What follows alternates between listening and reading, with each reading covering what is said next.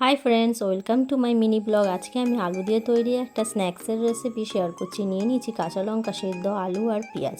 বেসনের মধ্যে নুন, গুঁড়ো লঙ্কা আর হলুদ দিয়ে ভালো করে ফেটিয়ে নিয়েছি। কড়াইতে সাদা তেল দিচ্ছি, কাঁচা লঙ্কা আর পেঁয়াজগুলো দিয়ে দিলাম। এইগুলো ভাজা ভাজা হলে আদা বাটা দিয়ে দেবো। এর মধ্যে থেকে কাঁচা গন্ধ ভাবটা চলে গেলে হলুদ গুঁড়ো দিয়ে দিচ্ছি। আগে থেকে সেদ্ধ করে রাখা আলুগুলো দিয়ে দিচ্ছি। তারপর সামান্য পেঁয়াজ, লেবুর রস আর নুন দেব। এইগুলো দিয়ে ভালো করে আলুগুলো ম্যাশ করে নিচ্ছে।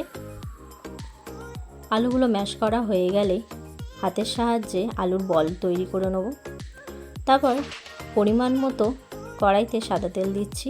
বেসনে আলুর বলগুলো ডুবিয়ে নেব, এক এক করে ভেজে নিচ্ছি। উল্টে পাল্টে লাল লাল হয়ে গেলে অন্য বাসনে তুলে নিতে হবে। আমরা এখানে মুড়ি আর সস দিয়ে খেয়েছি, আমাদের তো খুব ভালো লেগেছে। আপনারাও ট্রাই করে দেখবেন। অবশ্যই কমেন্টে জানাবেন বন্ধুরা কেমন হয়েছে। Bye bye.